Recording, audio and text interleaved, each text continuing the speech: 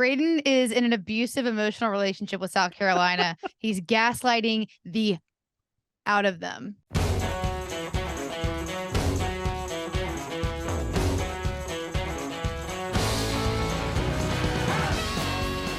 Welcome to Fringe Element here on the 440 Sports Network. My name is Braden Gall, and you can follow me and tell me how bad my takes are on Twitter at Braden Gall. Mine is Erin Dugan. You can follow me on Twitter at the Erin Dugan or Instagram, Erin_Dugan. Dukes, good to see you, as usual. Brody Miller from The Athletic is going to give us an LSU State of the Union. I know you're utterly fascinated with the LSU. I am utterly fascinated with LSU. We're going to have an LSU conversation a little bit later on after we hear from Brody. What exactly are the Tigers going to be this year? What is LSU going to be this year? I find them to be completely fascinating. Phrases like this, Erin, will come up on the pod. The most complete offense in the SEC. How about that? That phrase will come up on the pod. So lots of fun LSU stuff today on the show. Yep. However, another fascinating news. Fascinating, maybe not the right word. Definitely not surprising. People once again, specifically South Carolina fans, hate Braden. Yeah, I stepped in it again. You're doing this on purpose. You have to be. See, here's the thing. We're also gonna touch on the Hugh. Now you're gonna piss them off more because you're gonna be like, I'm not doing it on purpose. They're just not that good. And then they're gonna. They probably don't listen anymore. It probably doesn't matter. I didn't say those words. You just said those words, Erin Dugan. At the Erin Dugan, Erin_Dugan on Instagram. Listen. We'll touch on the spring game ideas from Hugh Freeze, Trent Dilfer, Nick Saban, John Summerall, all those guys with some ideas. I want to get your thoughts on that. We've kind of talked about it. It's been talked about for a couple of weeks now in college football and SEC circles, but you and I have not really gotten to it. But I am. What is this called? Brandishing? Is that right? I'm brandishing the South Carolina helmet. I've got my South Carolina Gamecocks helmet, my Homer helmet here on the YouTube screen. For those of you watching on YouTube, we do appreciate you. Subscribe, rate, review, share the product, all that great stuff. But I'm going to do the entire show with the South Carolina Gamecocks helmet right here on the screen for everyone to look at. Because I like South Carolina. I like the state. I like the university. I like the game day atmosphere. I like the coach. I like the stadium. This is modern day gaslighting right here. No. Braden is in an abusive emotional relationship with South Carolina. He's gaslighting the out of them. All right, so we're working on our rankings. Part of this comes from Twitter, which is stupid. But so Steven Lassen and I at Athlon Sports are working on the Athlon Sports preseason rankings right now. And we've had a lot of discussions, emails. We've debated a lot of things about the SEC. When we finalize those rankings, we'll have an episode on this show where, Erin, you can ask us questions about how we have teams ranked and why we have this team over that team. And we'll sort of settle on that, which is very difficult, by the way, for 2023, because it's completely wide open basically after the top 2 or 3. We'll get to LSU today. And it's just wide open. And you can make a very logical and coherent case for almost every team. And so the FPI, which is ESPN's power index, which is just an index. It's not it's not the AP poll. It's not the Athlon Sports poll, but this is what happens around this time, end of April, end of spring practice. We're entering a portal period, and then we're going to enter the May evaluation, and then it's going to be magazine season, right? So this is when we start formulating our preseason rankings. And Cole Kubelik, friend of the pod, posted the ESPN FPI rankings on Twitter. And Peter Burns, friend of the pod, was like, what? No South Carolina, no Tennessee. Well, Tennessee's 12 on the list. Here are the SEC teams ranked in the ESPN's FPI. Number 2, Alabama. Number 3, Georgia. That alone, I thought, was a bigger omission than South Carolina. Number 4, LSU. It's got number 12, Tennessee. It's got number 16, Ole Miss. Number 18, Florida, WTF. Number 19, Texas A&M. It's got Kentucky at 28, Arkansas at 30. And then referencing, since we've been talking about Texas and Oklahoma, Texas is at 5, Oklahoma's at 11. Yeah, so a ton of teams. 8 or 9 teams in the SEC currently in the FPI preseason top 30. And basically people were like, what? No South Carolina? And my response is South Carolina is not going to be a preseason top 25 team. Not in the FPI. You not couldn't in have just sat that one out. Okay, that's fine. Not in the maybe, but that's not what Twitter's for, Erin. Not in Athlon Sports top 25. Not in the 8. I bet you I'm willing to bet you the AP poll does not have South Carolina in the top 25. I don't think they're going to have Kentucky or Arkansas in the top 25 either. And that's all my point was on Twitter. And of course, South Carolina fans came at me. So again, I'm sporting my South Carolina Gamecocks helmet on the show for the entire show today, just to show how much I appreciate your product, your team and your coach and your city and your culture. I love everything about it. No negatives, but I just don't think you're better than 8-4. And if you listen to our South Carolina State of the Union from a couple of weeks ago, Ben Portnoy said if they win 9 or 10 games, it would be an incredible surprise. I think even the most homerish of homers are not picking 10 wins for South Carolina. And an 8-4 South Carolina football team, just like Missouri, Arkansas, Ole Miss, Kentucky, I think all these teams, 8-4 might make you a top 25 team at the end of the year. Maybe it's not, but I don't think it's a negative to call South Carolina 8-4 or a negative to Shane Beamer. I don't think it's a negative to Sam Pittman in Arkansas or Lane Kiffin in Ole Miss or Mark Stoops in Kentucky or Eli Drinkwitz in Missouri. If any of those teams are 8-4, Erin, I don't think that's an insult. I just don't. I don't say that with a negative connotation. I think those would be really good seasons for all of those teams. Is there anything about this that did surprise you, like the placement of Ole Miss, Florida or Texas A&M, those ones that were grazing, like barely made it in? I think this FPI thing it's a little bit more mathematical than like what we do at Athlon. Yes. The fact that Georgia is number 3, I think, is pretty stupid. Like, that's stupid. It takes like an important subjectivity out of it, which is probably like, yeah. I mean, there is like a human element that helps you get close, like to have like a little walking encyclopedia like you have in Steven Lassan. I'm not saying you don't know your shit too, but like he just is the best combo of a human and an encyclopedia. But FPI is it is an algorithm that we don't even know. Right. And to your point about you couldn't just sit this one out, like what I should have said was South Carolina is not a preseason top 25 team, but neither is Florida. What the hell are they doing at 18? You know what I mean? Like I think Florida being at number 18 is sort of silly. I don't think there's a lot of ground to stand on, but again, we're talking about an algorithm that we don't know the recipe for. I will say that if you look at this list of 30 teams by ESPN and I've obviously been working on the Athlon Sports list, I don't think it's incredibly different. I think we have a lot of similar opinions. I think the FPI is much lower on the Pac-12, for example, than I would be. I think the Pac-12 teams are ranked too low. But again, I think Georgia's probably going to be preseason number 1 in the AP poll, Athlon Sports, and a variety of other places. Right. So it's not worth getting upset about. People were like, what? No South Carolina? And I'm like, guys, South Carolina's not going to be a preseason top 25 team. Their schedule is maybe the hardest schedule in the entire conference. Like, I just, again, offensive line questions. I love their skill playmakers.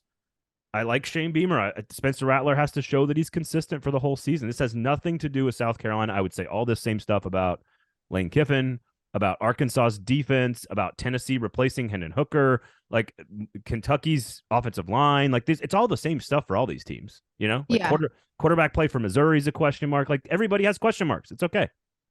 I do think it has a lot more to do with the accumulative numbers in terms of stat, returning productivity, actual like yard, like those numbers rather than the gelling together of a program. So it is measuring all those individual factors without actually measuring like, oh, you have this many, like you have this much in terms of stats or returning productivity on the offensive line. But, you know, are you missing that key person on your offensive line that held everything together last year? Like maybe. So it is leaving out some stuff. But I do think that the jump between like a Florida at 18 and an Arkansas at 30 doesn't feel right to me.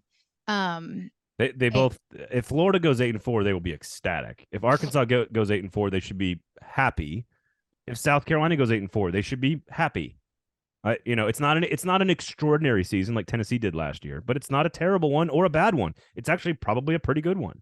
That's all my point is that there's just like in April, why are people on Twitter getting so worked up? I guess that's my I should just I should embrace it considering we're about to put out a preseason magazine that we would like you to pay money for. Yeah, there you go. Also, I have a question, and you may not know the answer to this, but you very well may.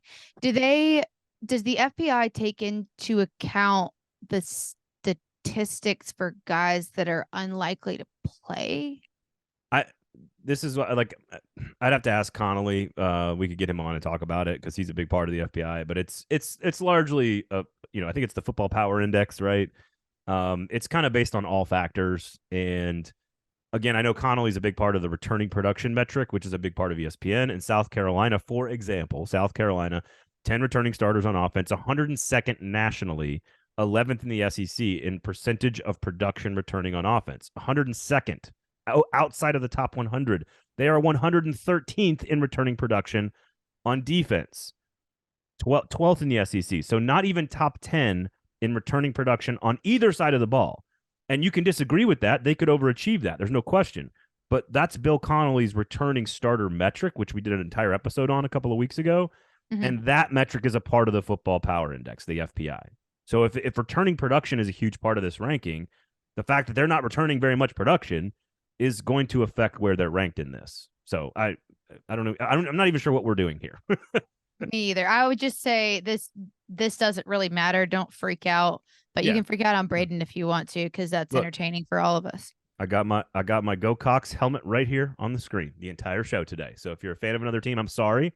I'm repping South Carolina. He's not even flying the flag the right direction. He's just hung it however he can get it to stay on his mic. Yeah, continuing the disrespect even further. It's not disrespectful. It won't fit on my head because it's a mini helmet, and I can't go over the microphone because if I do, then I'm just talking right through the ear hole the entire time while the helmet's here covering my face, and nobody wants to hear this. Maybe just leave them alone. Just no attention might be better than what you're giving them. You know. But I like their team. I just don't think it's gaslighter. I'm astroturfing. It's different.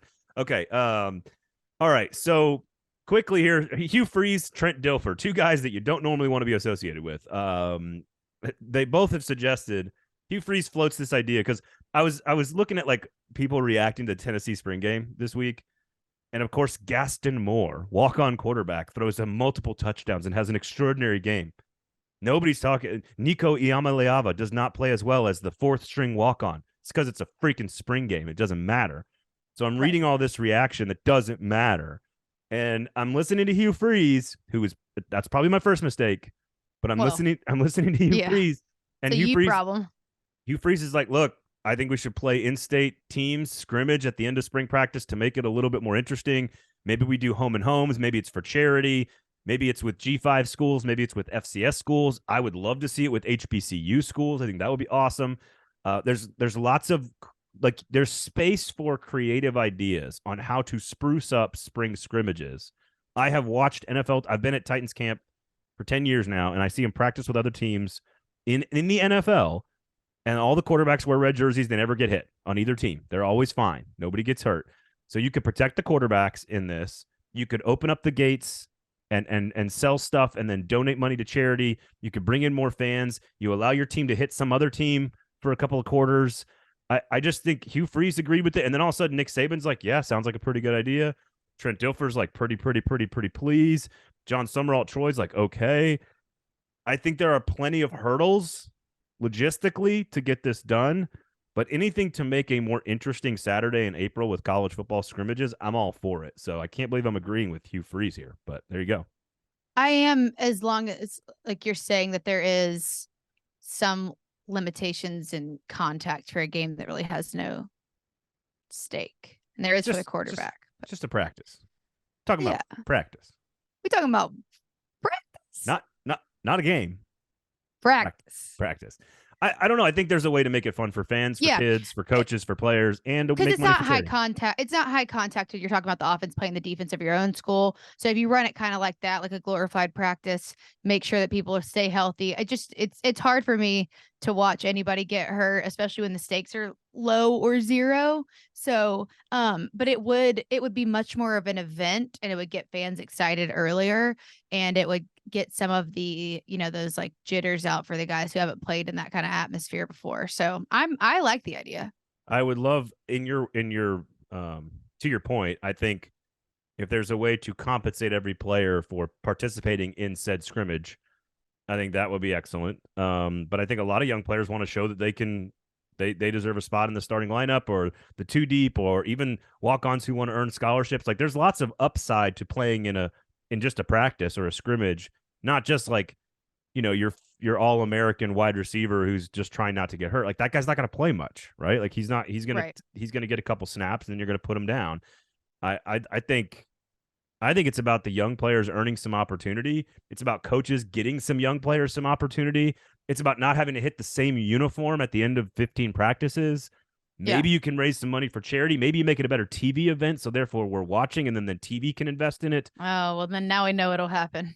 But do you see what I'm saying? Like, you see, it's not all that crazy. There's a lot of logistical stuff. Yes. But, like, Tennessee and Memphis. I would love to see Tennessee and Memphis play a home every year. I mean, sure, you could make it Tennessee, Florida if you wanted to. Yeah, or like, I don't know, maybe a Big Ten SEC challenge. That could be fun, right? Right. Like Ohio State, Bama in a spring scrimmage. That would definitely end up getting televised, which means it would happen. And then there would be 2 preseason games per year because it makes more money. And then here we are again, but that's okay. So I like the excitement factor. I think the one area, and this would be so rare, I would guess, but it could be something to be concerned with, but maybe it can work both ways. I don't know. Tell me what you think.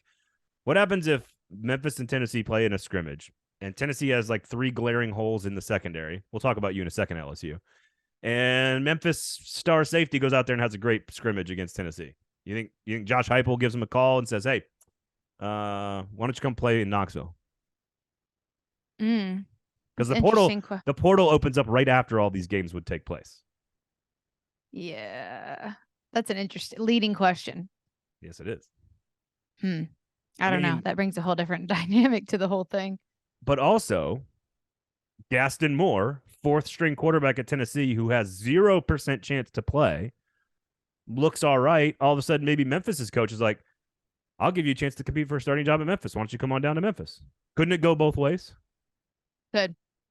And I could get on board if that's the case. I just see there are a lot of resources at these bigger schools who just want to stack their roster. So I feel like that would be worse for the smaller, less blessed schools. There's also some like in-state politics that exist. LSU's pretty good about this. Actually, they do a good job and we'll talk about LSU in a second. They do a pretty good job of playing in-state schools pretty frequently, whether it's Louisiana, McNeese State, whatever. Alabama is not, famously. Alabama and Auburn have played Troy. Head coach John Summerall, been on the show before, going to be an SEC head coach. Troy has played a grand total of 0 football games against Alabama and Auburn all time because of politics inside the state. UAB football was almost given the death sentence because of Alabama people. So there's a little bit of in-state politics you might have to work through. Right. But again, lots of logistical questions, but I think it's a good idea. I don't hate it. I think I'm on board. I think I'm on board. All right. I want to have like a really thorough conversation about LSU. So we're going to talk with Brody Miller. You're going to get a State of the Union from practice from the Athletics, Brody Miller, one of the best on the beat in the SEC. Then Erin and I are going to have a deeper conversation because I think LSU might be the most difficult to figure out upside, downside of all teams in the entire conference this year. I love this team. I have a lot of questions, and we're going to talk about it after the interview. So before we have our conversation, let's let you hear from Brody. This was my LSU State of the Union with the Athletics, Brody Miller. Brody, welcome to the show, man. How are you, sir? I am doing well. Thank you for having me back. Of course. Listen, this is a very different conversation about LSU football that you and I had at this exact same time last year for a whole host and a number of reasons. I think culture at LSU has always been fascinating to me just because, I love the people in the state of Louisiana and the hollandaise sauce. But I think what's fascinating is that was such a hot topic last year around Brian Kelly's arrival. I'm assuming you are asking or being asked a lot less about if Brian Kelly is a fit at LSU. Yes, that's true. Actually, I think I've heard that in about 6 months, which is very refreshing. Yeah, I mean, I think we talked last year of this episode basically about like that whole topic, and I think you and I were both on the side of like, listen, I get the question. I understand where it's coming from. It's not nothing. But like Nick Saban was hired to create a culture at LSU 23 years ago, 24 years ago, not to like mold to it or be part of it. He was created. And by the way, that culture he created, LSU basically coasted off that infrastructure for 20 years and worked. And now they needed somebody to rebuild it. And Brian Kelly was there to create a new culture, to fix some issues, quite frankly, with the pre-existing culture at LSU. And I know culture is a thing that means whatever you want it to mean, but in this instance, it's like accountability, it's processes, things that Saban's very good at, just like how this organization was going to be run from top to bottom. And there's a lot of things about last year that are like good and bad, but that he gets an A+ for that, just being around it, being inside it. Like he changed how that entire program operates in a very short span of time. So now we're at this spring, and aside from the expectations and all that we're going to get into, this is now a well-run program that doesn't have those like weird rumors you're hearing all the time and those off the field issues we heard so much before. Yeah, it's almost as if Brian Kelly's been a head professional football coach for over a decade at the highest levels in college football. But let's talk roster though, because this time last year he takes 16 players in the portal. He's taken another 12 this year. I think at a place like LSU, and Brian Kelly has said this out loud, you need to do it through recruiting and development because you can win big that way. But when you take over, portal's great. He goes and gets a bunch of guys this year on defense. A lot of really talented pieces are coming back that were young and developed last year. They also lose a lot, which is, again, what happens at LSU. So where is the state of the roster 1-85 today, leaving spring practice as it was maybe last year? What's the difference right now? Yeah, I think when you look at last year, especially those 16 portal additions and so much of everything they did, it was a way that's not going to be how it's going to be going forward, where you need to supplement every part of this roster. And when you're going to the portal to get like your third string corner, like that's how bad that roster was. And that's not something they want to do going forward. And also it was about like going to the portal to get the right guys to help change the culture we were just talking about, getting that guy who might like a Tremont Shorts, for example, which you probably don't even know that name because he was a transfer last year who didn't actually play at all, but he was a good character guy in that O-line room, stuff like that. I think now going forward in this offseason, you can see, even though 12 is still a lot, probably more than they always want to do, it's a different approach of like now they're going to the portal to just bolster something and not having to just patch where it's like, okay, no, they want to improve an edge rusher. Okay, you get Ovia Gofu and Braden Swinson, or you want to get a little better at linebacker. Well, shoot, Omar Spates from Oregon State's available. Do I know they would have gone and got somebody if Spates wasn't available? I don't know if they would have, but it's like Spates is available. Why not go get it? I think that's the real difference. But to your actual question, I mean, it's a much more experienced roster, but still, some things that are going to be new. Like, once again, it's a whole new cornerback room. Once again, you got a lot of changes at receiver and things like that. But as a whole, the offense brings back, I think, 8 or 9 starters. The entire 5 starters are back on the O-line. Quarterback, Jayden Daniels is back. Your best actual receiver in Malik Neighbors is back. There is a lot of continuity on offense. And the way I look at this roster is almost like, the offense, I think the floor is very, very high because you know what you're getting. I'm not sure what the ceiling is. I don't know how great Jayden Daniels can really be. And while the defense, there's a lot more questions. You're really only bringing back probably 4, maybe 5 starters. But the ceiling is massive where you have, I don't want to get ahead of myself, but like Mason Smith and Harold Perkins, like at their best, are 2 of the 4 best players. Like that, like if they are healthy, they're 2 of the 4 or 5 best players in college football, period. There's a lot of pieces where like Omar Spates might be a superstar. And there's also like, you have no idea how this cornerback room is going to look. You have no idea how the new edge rushers are going to be. So there's a little more room for failure on defense and also a chance to be like elite. When you guys do an episode about the turnover at quarterback and coordinator with the stat I'm about to give you, when you and Ubben do this, I want you to give me credit for it. Yeah, please. Only two teams in the SEC return a starting quarterback and a coordinator, Vanderbilt and LSU. And LSU, I guess my question is, why is Garrett Nussmeier's name continued to get mentioned? Like, is this actually a quarterback battle, or is this lip service because he's a pretty good player and Jayden Daniels had a couple of moments last year where we raised our eyebrows? Yeah, it's a really good question. I think you framed it correctly, where it's like, it's not nothing, but Jayden Daniels is the starting quarterback. Like, that is the reality, and that is not a literal battle. And Brian Kelly will be the first to say it's not. Garrett Nussmeier will be the first to say it's not. But it's also not nothing in the sense that Garrett Nussmeier is gotten good enough that you can't just like pretend he's not in the mix. Like, he is a guy who, quite frankly, like, part of me is surprised he's still there, because he could have gone the portal and started for a lot of very good Power 5 football teams. Yep. And I think they did a good job of kind of managing that. And I think you've seen throughout, whether it be the SEC title game, whether it be the Purdue Bowl game, the Citrus Bowl, where, and Brian Kelly's history also is he's not afraid to rotate guys a little bit. I'm not saying LSU's going to do that, but I do have to keep an eye out that, like, I wouldn't be shocked if you do see a little bit of Nussmeier play, because he does add something different, and he does have this explosive passing ability. And also, I think Kelly has so much history of, if a guy's not performing, he is going to do like whatever he has to do. He's not going to just be stubborn and stick with Jayden Daniels when you have a team that's actually trying to win a title this year. It's like, if he's struggling, he will go to Garrett Nussmeier. I do believe that. So I think that's where it's at. It's not nothing, but yes, Jayden Daniels is the starter. I mean, through the entire year, like, Brian Kelly was basically asking him to throw interceptions at one point last year. Like, that was an odd point. Yeah, right after the Tennessee game, he was like, "I am begging you, just take a chance, just please." And like, do you think that by the end of the year, though, because I mean, obviously the athletic ability was always there. He's great in the 2-minute. He is great when the game is sort of pushed into a certain situation. But do you think that Brian Kelly and the offensive staff was getting what they wanted out of him at the end of the year? I mean, obviously, I'm not counting the Georgia game. Like, I don't, Yeah, that doesn't count. Yeah.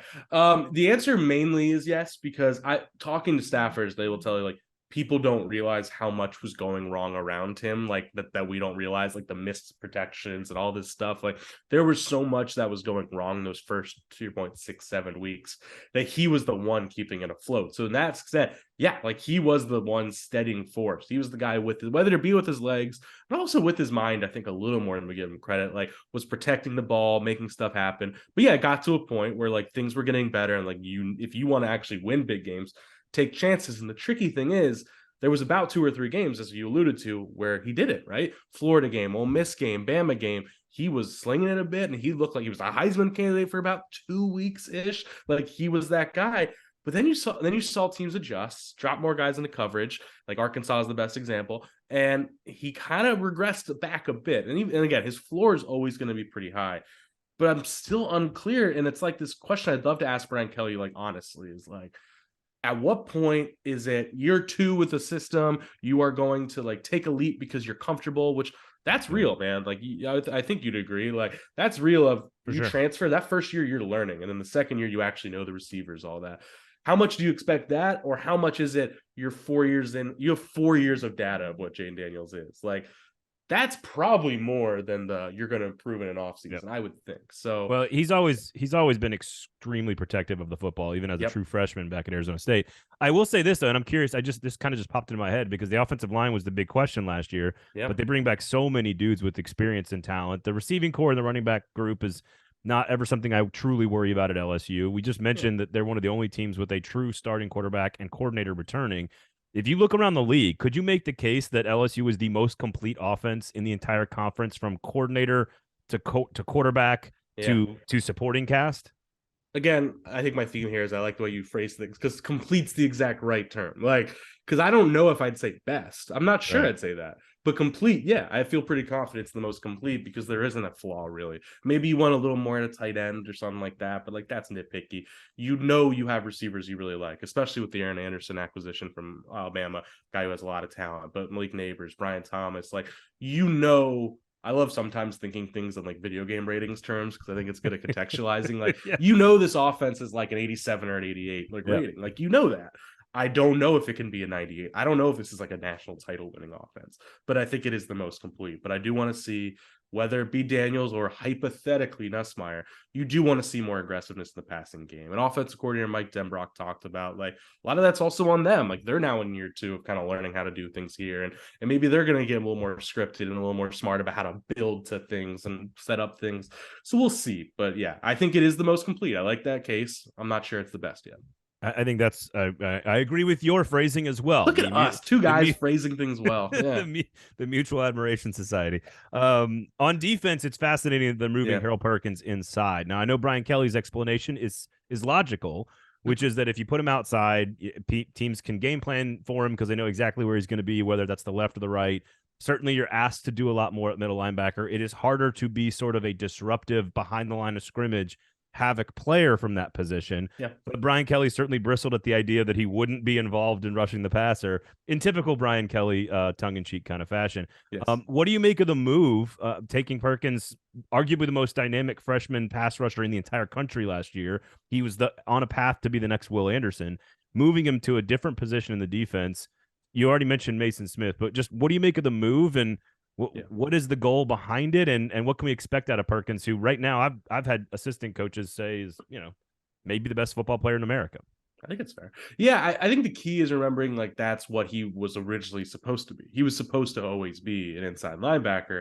And then what really happened last year was basically very few freshmen are ready to be a quarterback of a defense. And by week 6, they kind of realized wait, he's just too talented to not play at all. Let's put him in a position where, quite frankly, it's just more simple. You're outside linebacker, you're QB spying and you're read and reacting, and you're just going to be a freak. And that made so much sense, and it got them an FCC West title. But that's probably, even though those plays are the most impactful, I agree with you.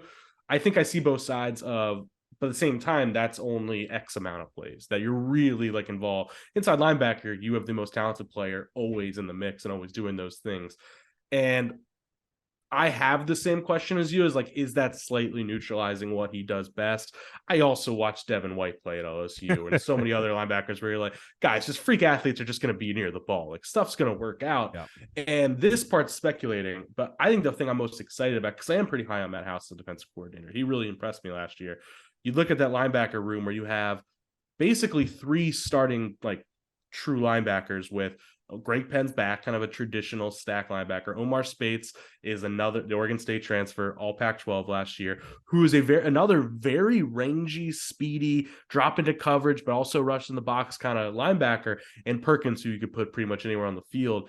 I am just very intrigued to see how much creativity goes in that. Guys, I don't think any of us think Harold Perkins is just going to be sitting in the middle every play doing his run fits. I think everyone is probably going to be moving around a good bit, and they're going to get really creative because you have these guys, to your point, like Spates and Perkins, who can both be a front 4 edge rusher and a defensive back, depending on what you need.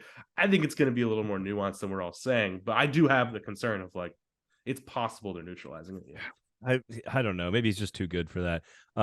What's fascinating, quick Devin White, because we all have Devin White stories if we've covered LSU at any point. One of my favorite stories ever from SEC Media Days, telling me I think he took Christian Fulton out horseback riding, and Christian Fulton was terrified, would not go, went one time, was and of course Fulton plays here in Nashville where I cover the Titans, and Tampa came to practice last year.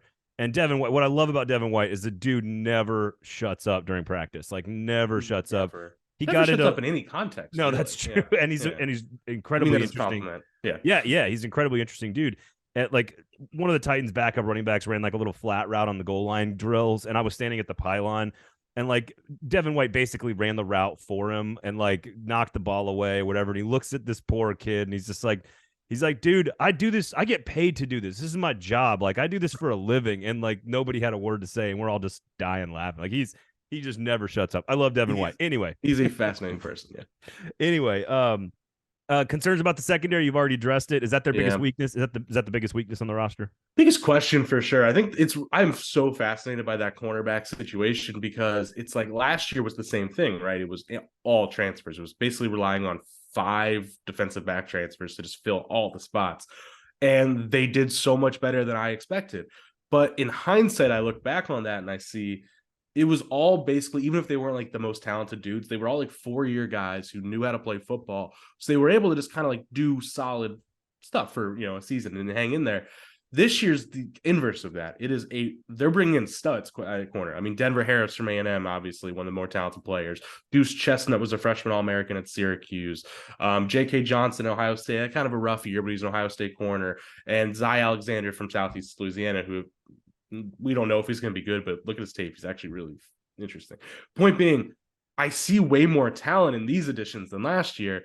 So it's in some scenarios, you could talk yourself into being yeah, that's going to be a huge increase. But I try to remind people, but this is a less experienced group and more question marks, certainly with the Denver Harris and things like that. So it's like there might be more growing pains with this group than last year's, and I think people need to prepare themselves for that. But there's also more upside with it, which is kind of the theme with this defense. Like the talent is stupid, but I don't know how fluid it's all going to be.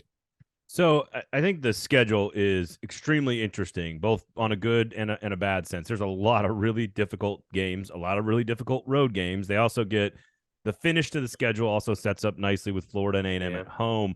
I am curious, do you believe that this team, as it stands, again, in April, like let's say Georgia and Bama are preseason top 5. Let's just say, hypothetically for the sake of conversation, they're preseason top 5. And then you have basically teams 4 through 12 that are all about 7-5, 8-4, right? Like you could convince me it's Tennessee. You could convince me it's A&M. You could convince me it's Ole Miss, it's Arkansas. You could convince me it's Kentucky or South Carolina, like on and on and on. Where does LSU fall in your mind right now? Are they closer to that Georgia Bama tier, or are they closer to sort of a really healthy middle class of the SEC? Oh, that's a really good question. It's tough. I think right now, like in 2023, I have to say closer to the higher tier, just because I'm trying to figure out how to phrase this. Like, I'm a big probabilities nerd, right? Like, I'm a data nerd, and I do tend to kind of view things through like sustainability and reliability over, the thing you can do amazing once. And I feel very confident that out of 100 simulations, like LSU is probably gonna be a top 10 team in like 90 of them. Like I feel pretty confident they are going to be good. I feel very confident they're going to win 9-10 games. The thing I haven't figured, and I feel good about that. So I do think they'll be in a New Year's Six bowl. I would put money on that. I am in the theme of this talk, right? I am not sure yet if they are good enough to beat Alabama, go 11-1, 12-0, and make the playoff. And it's like it's like you'll know right away if that makes sense. Like Yes, I think we'll see against Florida State. First off, that's might be a top 5 matchup, quite frankly. Like we'll see right away if they're good enough. This team's so experienced and has the upside. They could be you could argue they could be the best team in the country. Like that's not insane. I'm not saying that, but like Georgia's unknown, Alabama's very unknown this year. Like LSU's more known commodity than any of those teams. I'm just not sure of how great they can be. So they're this year, I'd say they're closer to the top tier.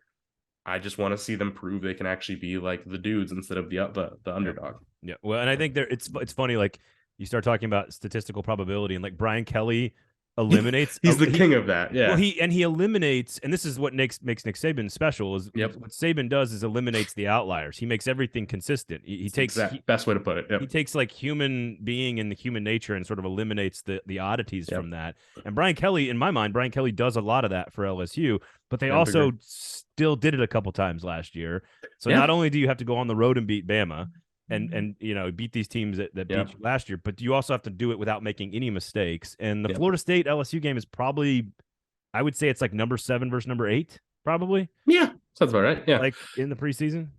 Yeah, no, it's like if you win that, first off, whoever wins that game, like coming out of it, might be like second or third in the poll the next week. Yeah. And then to your point, you have a manageable schedule after that, because I think State and Arkansas are just gonna be in tough spots this year. Ole Miss, I have no idea what to make. But like there's a scenario where Alabama LSU is undefeated versus undefeated, like 1 versus 2 again, like old time's sake.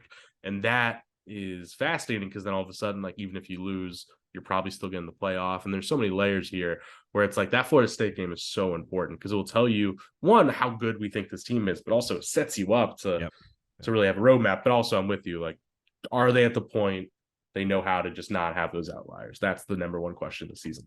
Well, you've already been very gracious with your time, so I won't. I enjoy this. Special teams, how concerned are you? Does that matter in terms of wins and losses? Or? I'm a special teams always matters. I mean, I'm a deep believer in that. That's the margins. It's not going to be great. I think it's going to be better than last year. I think that's the best way to put it. Like, return was such I think there was 6 muffed punts and kickoffs last year and blocked field goals. And like, it was such a mess.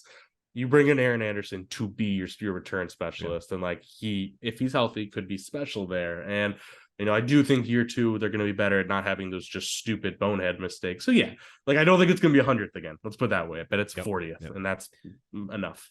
Well, everybody out there, pay for good journalism.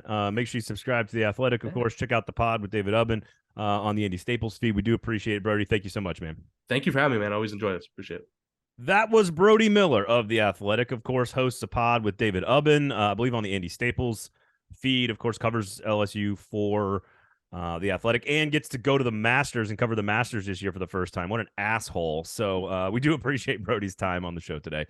He's one of my favorites. So a lot of stuff here, and he kind of agreed with me, and I didn't mean to set him up to agree with me all the time, but I asked him, do you think this is the most complete offense in the SEC?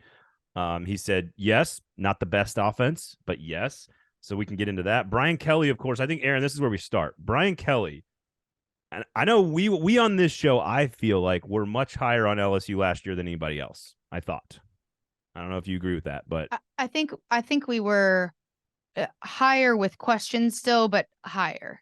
I think I believe my talking point last year was, I think LSU is going to be much better, much faster than anyone realizes. I said that they're going to reach this plateau real fast, and then they're going to stay there for a while. The question is, and we can get into the schedule. We can get into some of the returning starters here. They are one of only two teams to have a returning quarterback and coordinator. And Brody kind of put to rest the idea that Garrett Nussmeier is in an actual quarterback battle with Jayden Daniels. He is not. But the idea, we can start with Brian Kelly, which is that this whole nonsense about fit and culture and the weird, accent he was using, like all of that stuff was so much garbage. Like, if you're a good coach, you're a fit. Yeah. And Brian Kelly's been a great coach everywhere he's ever been. And sure enough, they win a division in his first year. And guess what we're not talking about right now with LSU? What? Brian Kelly's fit. Come on, Erin. Set you up for that one. No, I didn't. I felt like we had already gone there. I did not have a problem with any of the weird stuff that happened. I mean, yeah, I thought it was weird that he pronounced that word the way that he did, but I believe Braden, that should have been an accumulative. We said that LSU were going to be faster, but it's okay. I can live without the credit. It's not a big deal. Well, I said we on the show were. I can't fight with you. It's too early in the week. Okay. And part of that reasoning was just LSU has pretty much always has in place what they would need to be great. It's been the harnessing of talent. That's something we've both said over and over. It's making sure that is trying to get what they have and make it work together, and the trickle down from the top problem when that doesn't happen, from administration to coaching to players, et cetera, et cetera. Brian Kelly, unsurprisingly, was able to take a team that was already riddled with talent, organize it better. And also, the reason he moved to LSU in the first place is probably the potential to win. And if you can recruit and play at an elite level at a school like Notre Dame, which does support their football program, but also does have pretty stifling academic standards, then when you get to a place like LSU and you're not really limited by some of those same stipulations, you can kind of just show out, which is kind of what's doing. Did you just call all of LSU's players dumb? Is that what you just did? I did not. Vandy grad with your Vandy degree. I'm just saying, I would have loved to have been good at football, but some of the rules in place at Vandy kind of held us back a little bit. And frankly, the geography of Notre Dame just being where it is, it's harder to get players from the South to go up there.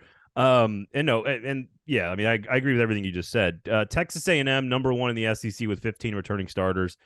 Kentucky and Missouri are tied for second with 14. Number 4 in the league, LSU, 13 returning starters. They are number 2 in the SEC. We were talking about Bill Connolly's metrics earlier in the show. They are number 2 in the SEC in returning defensive production, 10th in the country at over 81%. They are 5th in the SEC in returning offensive production, 71%. Aren't they all? Oh, okay. I thought I also had 81% down for offensive returning productivity. 32nd in the nation on offense, 10th in the nation on defense, both top 5. They returned their quarterback, their offensive coordinator. They returned their most of their entire coaching staff. They went into the portal last year, and Brody and I touched on this. They got 16 players in the portal last year. They got 12 this year, so he's sort of fixing the holes while also landing a top 10 class. 10 of those portal players this year are going to play on defense. The secondary is, and these are some of the things that we didn't talk about with Brody. Two major points I would like to make about LSU, and then we can get into the schedule and actually talk about where we think they're located.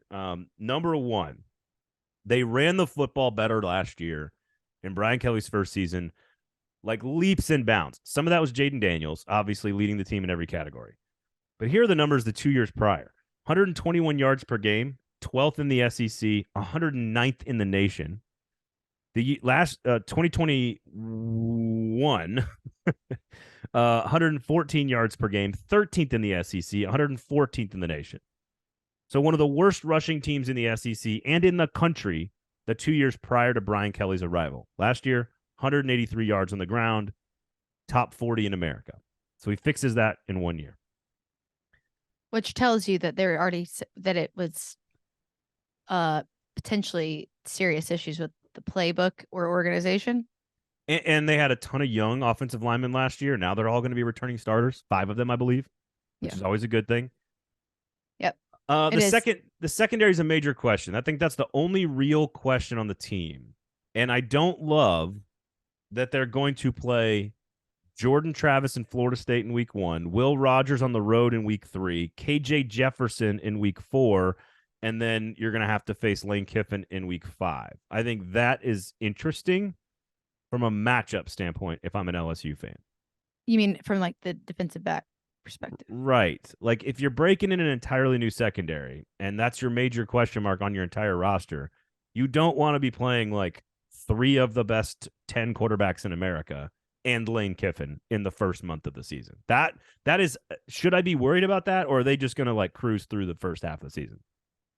I mean, I don't think cruise is necessarily the right word. I do think that things don't have to gel in that particular position. Like obviously everything works together in every aspect of the game, but it's not the same as having a bunch of inexperience on either side of the line, like offensive line or defensive line, because you can still have some of those like speed, skill, agility on an individual level from like a defensive back, safety, like perspective can still help you even if things aren't gelling together. So I think it's a better place to be than having serious issues on the line, but it doesn't mean that any of those matchups are going to be easy when you have that experience of quarterback talent on the other side of the ball. The question I have, and I asked Brody this, are they closer to Georgia and Alabama, or are they closer to the rest of the pack? And I don't know. You got to pick a team in the rest of the pack, like closer to Tennessee. I think you probably picked the right one. I think if I'm saying rest of the pack, it probably starts with Tennessee, Ole Miss, A&M, Arkansas, Kentucky, maybe. Sorry, South Carolina. I think they're closer to Tennessee than Bama and Georgia. Oh, but closer to Bama and Georgia than they are to Ole Miss. So that's more of a statement about Tennessee then in your mind. Kind of. It's kind of like there's like a top tier. Then I'd say I think LSU is right in the top of that, like in that third spot, and like Tennessee might be kind of flirting with the top 4, but like there's a pretty big gap to me between LSU and Ole Miss, and there's still a big gap to me between LSU and Georgia and Alabama. But I do think it might be more of a testament to Tennessee than anything. So the FPI has LSU at 4, Georgia at 3, Alabama at 2. So the FPI, take it for what it's worth. Again, it is what it is. Has them basically dead even as the 2nd, 3rd, and 4th best teams in college football. I can tell you right now, I think LSU and Florida State, which will play in week 1, are probably going to be 6 and 7 in the Athlon Sports preseason top 25, 7 and 8 in the preseason top 25. I think in the AP poll, they're both preseason top 10 teams. I do not think Tennessee is a preseason top 10 team, maybe top 15 at best. Mm-hmm. So I think if you really believe in Tennessee, then I think you're right. Tennessee and LSU are closer. I think that it will change over the course of the season. I think if we're talking about week 1, yeah. I think if we're halfway into the season, I don't think LSU is definitely not going to go backwards, and then we'll go forwards quickly. So I think we're talking mid-season. By the time week 5, 6 rolls around, they're closer to Bama and Georgia, no doubt to me. If they beat Florida State, because I think they're 10-2 and they lose to Florida State and Alabama. That would be my official, like, Yeah, in I the think middle of that's April, just random prediction for them is 10-2. They're not going to beat Bama on the road in a revenge spot. And maybe we're wrong. Maybe we're just underestimating how good LSU could be, which is possible. But they're going to play Florida State in Orlando week 1. Florida State beat them last year on the last second play, 2-point conversion. Florida State is extremely good on offense. Quarterback, receivers, running back, they are very talented. They got a lot of dudes back. They are going to sling it all over the yard on LSU, and it's going to be on to LSU's defensive front to play in that game. That could be a playoff game in week 1. And I trust Brian Kelly to have them ready. But this schedule is so filled with like landmines. yeah. But all very winnable landmines. Does that make sense? Like at Mississippi State, at Ole Miss, at Missouri. All 3 of those games are good quality opponents on the road. You could lose to any of those teams, and it would not be a crazy thing. Right. But if you're going to win the division, those are 3 games you win fairly easily, right? Right. What are they then? They are so interesting to me. I think the conversation next year will be extremely different with a lot less question marks. But okay. I think they're heading that direction, and I don't think it'll be longer than week 5, 6 until we know what LSU is going to be on a much longer term basis. Yeah. And I think they will end up expanding that top tier of the SEC, which at most in the past several years has been 3 teams, with like that Alabama, Georgia, and arguably at some point over the course of the last 4 or 5 years, Texas A&M. But it shrunk back down to only being 2 up there. And I think LSU will expand that top tier back to 3. Well, and frankly, it was LSU 2019 national champs. I mean, it was LSU that was up there. They just have like even the Auburn game, and then Army, which is a team you never want to play because they're going to run the option, and it's a weird game. Like they're not going to lose it, but it's a weird game. And then you have the bye week. They do get Florida and Texas A&M at home at the end of the year in the SEC, which is interesting. I just think the schedule is full of, like, if they are not elite, they could lose 4 or 5 times. But if they are elite, almost all these games they will be a heavy favorite in, except Florida State and Alabama. And much like Bama last year, 10-2, with their only 2 losses being 2 very good teams, right? Tennessee and LSU last year on the road. Mm-hmm. That could be what LSU looks like this year. Alabama of last year, ironically. Because Florida State is a big time game in week 1. That is a national championship college football playoff type game in week 1. Yeah, you're right. And I think the experience that they have actually returning, not only with Jayden Daniels, but all the positions and players and efficiency that they have coming back will allow them to act like they've been places, quote unquote.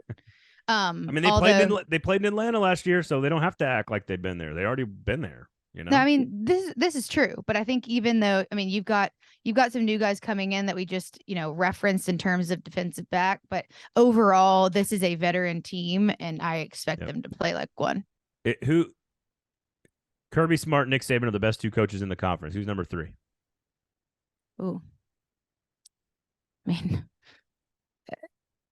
if the season goes like we're talking about, then Brian Kelly's up there. But Heupel, Brian Kelly. It's got to be Brian Kelly. I think there's a very clear delineation. I think Kirby Smart and Nick Saban obviously have proved that, and that's their thing, and they've been doing it in the SEC, the hardest conference in the country, for a long time. But it has to be Brian Kelly. And then there's some other ones that are very, very good coaches on the rise, but no one that's doing what he's doing as quickly as he's doing it. So they have maybe the top challenger as the head coach to Georgia and Alabama. They probably have one of the best rosters to challenge Alabama. They have the most complete offense, as Brody and I talked about. They may not be the best offense, but they have their quarterback back, all 5 starters along the offensive line, star weapons at wide receiver. Their coordinator is back as well. Like, they've got a good backup quarterback. They've got one of the best front sevens you're ever going to find in college football, with Harold Perkins and Mason Smith as a defensive linebacker combination that is Will Anderson. Harold Perkins is Will Anderson now. He's whatever, Jordan Davis, Nolan Smith, like they are that front seven for LSU has like elite NFL talent on it. They like Chris Hilton, like Brian Thomas, like all of those guys on like as receivers. They also have a bunch of freshmen that I think will continue to prove themselves and be good, like signees, but they do have some experience in that position as well. Stable running back situation. Yeah, LSU doesn't have a problem with running backs normally. Yeah, so it's it is pretty complete through and through. It's just honing that in and making it all gel together, and it already is. So I'll go back to the 10-2 thing. I think Jordan Travis and Florida State's weapons take advantage of LSU's inexperience in the secondary in week 1. And if they don't lose again until Alabama, they can beat they hold up against Mississippi State on the road, tricky game. Arkansas, at Ole Miss, tricky game. At Missouri, tricky game. Auburn, always a big game. They could easily be a one-loss team ranked in the top, whatever, 6, 7, 8, going to Tuscaloosa with the entire conference championship or division championship hanging in the balance. And then they get 3 straight home games to end the season after that with Florida and Georgia State and A&M. A&M could be tricky because it causes them problems from time to time. But as hard as their schedule is and filled with landmines, like you're saying, and I didn't mean to cut you off, but they do have some of those games that they have to play away. It could be worse. It could be worse than Ole Miss. It could be worse than Mississippi State. It could absolutely be worse than Missouri. So they are getting some of those big time games, not saying those are winnable not saying that those are definite wins by any stretch of the imagination, but they are not the hardest places in the nation to play. Thankfully for them, they play at home in one of the hardest places in the nation for other people to play, but they get some of those teams that are a little bit harder in terms of away atmospheres than they get those teams at home. Yeah, and like I'm not worried about the Mississippi schools other than the fact that they have really good offenses, a really good quarterback, and they're early in the season on the road, and so that's kind of a weird thing. But they play Missouri and Florida in crossover, and Missouri and Florida in crossover are 2 of the bottom 3 teams probably in the East, so you're not playing the top 2 or 3 or 4 teams in the East. That being said, if you are not ready for championship football, a road trip to Missouri could be tricky. Very good defensive team. You and I have talked about how much we kind of like Missouri this year to be much better.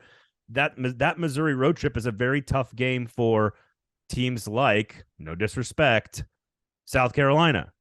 They have not been able to beat Missouri. They cannot beat Missouri. So, but put everybody in that mix. Florida, Arkansas, Ole Miss, Mississippi State, Kentucky, Tennessee, South Carolina. At Missouri is a tough game for teams in the middle. If you expect to compete for a playoff spot, at Missouri is not a tough game, right? That's what I'm trying to. That's what I'm trying. It's like it's a tough game. Stop. You can't. South Carolina can't beat Missouri. I'm sorry. I have to quit. It's just too much to take. There's no way we can keep this up. We only have 14 teams to talk about. He's doing it on purpose, guys. Okay. What else we need to do, Braden? Nothing really. I'm trying to explain in my own head, talking through what tough games are for certain teams and tough games are for other teams. And I don't know which category LSU really falls into yet, is what I'm trying to get at. Like, if they are national championship good and they are number 6 in the preseason good and they are challenging Alabama for a second straight year good, then these games won't be that hard. They'll be a heavy favorite and they'll win them. Right. But for almost everyone else in this conference, going to Mississippi State, hosting Arkansas, going to Ole Miss, hosting Missouri, that's a tricky schedule that you could lose a couple games in. Yeah. And those games that we're referencing, the Missouri, lots of M's, Missouri, Ole Miss, Mississippi State, those games in my mind, even though there is like a lot of experience at quarterback, and Missouri has like an outstanding defense for the most part. I still think that would be LSU in at least 2 of those 3 games beating themselves if they were even to come close to losing. That's like the point. Younger guys, like DBs blowing coverage, like just not being there where you're supposed to be, not reading, the inexperience causing them not to read the play correctly. I don't think that they're going to get destroyed. I think if they even come close to losing, it is inexperience and just missing the mark. Yep. No, I agree. LSU is they are playoff caliber good if they beat Florida State. Because if they beat early. If they beat Florida State and Jordan Travis and that offense can't move the ball in the air, then nobody else is going to be able to do it. against LSU. So they are super interesting. And That'll be a great game. Because of Brian Kelly, folks. Because of Brian Kelly. Wow. All right. No one cares how he talks now. Go Cox. Go Cox. I mean, go this Cox, is go Cox, I go am Cox. I'm pulling. I am gonna continue to say this.